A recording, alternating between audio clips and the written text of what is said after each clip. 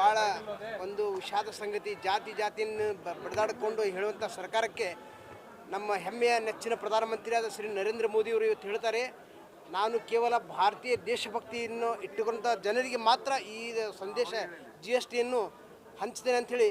ಇದರಲ್ಲಿ ಎಲ್ಲ ಸಮಾಜದವ್ರು ಬಂದರೆ, ಮುಸ್ಲಿಮ್ಸ್ ಆಗಲಿ, ಸಿಖ್ ಆಗಲಿ, ಇಸಾಯಿ ಆಗಲಿ, ಎಲ್ಲ ಧರ್ಮದವರಿಗೂ ಈ GST ಅನ್ವಯ ಆಗುತ್ತೆ ಅಂಥೇಳಿ ಇವತ್ತು ಸಂದೇಶವನ್ನು ಸಾರಿದ್ದಾರೆ. ಇದನ್ನೆಲ್ಲ ರಾಜಕೀಯ ಪಕ್ಷಗಳಿಗೂ ಗಂಭೀರವಾಗಿ ಪರಿಗಣಿಸಿ ಈಗ ಅರ್ಥ ಮಾಡಿ ಜಾತಿಯಲ್ಲಿ ಬಡಿದಾಡೋಕ್ಕಿಂತ ಇದನ್ನೊಂದು ನಾವು ಇದು ಕಲ್ಕೋಬೇಕಂತ ಮೋದಿಜಿಯವರಿಂದ ಒಂದು ಪಾಠ ಕಲ್ಕೋಬೇಕಂತ ಹೇಳಿ ಈ ಸಂದರ್ಭದಲ್ಲಿ ನಾನು ಹೇಳಲಿಕ್ಕೆ ಇಚ್ಛಪಡ್ತೇನೆ.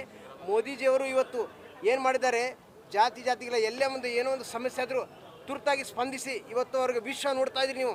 ಇವತ್ತು ಅರಬಸ್ತಾನ್ ಆಗಲಿ ಅಥವಾ ಅಮೇರಿಕಾ ದೊಡ್ಡಣ್ಣನೇ ಅಂತ ಹೇಳ್ತಿದ್ದ, ಇವತ್ತು ಕಾಲು ನೆಕ್ಕುವಂಥ ಪರಿಸ್ಥಿತಿ ಮೋದಿಜಿಯವರು ಮಾಡಿದ್ದಾರೆ. ಇವತ್ತು ಉಕ್ರೇನ್ ಮತ್ತು ರಷ್ಯಾ ಮಧ್ಯದಲ್ಲಿ ಒಂದು ಸಂಧಾನವನ್ನು ಮಾಡಿದ್ದೆ, ಆದರೆ ಅದು ನರೇಂದ್ರ ಮೋದಿಯವರು, ಅದು ಟ್ರಂಪ್ ಅಲ್ಲ ಅಂತ ಹೇಳ್ತೀವಿ. ಟ್ರಂಪ್ ಹುಚ್ಚಾಗಿದ್ದಾನೆ, ಅದ್ರ ಸಲುವಾಗಿ ಆ ಮಾತು ಹೇಳ್ತದೆ ಅಂತ ನಾನು ಈ ಸಲ ಹೇಳ್ತೇನೆ. ಇವತ್ತು ಕರ್ನಾಟಕ ರಾಜ್ಯನ ಈ ಸಂದರ್ಭದಲ್ಲಿ ಕರ್ನಾಟಕ ರಾಜ್ಯನು ನಮ್ಮ ಮೋದಿಜಿಯವ್ರದ್ದು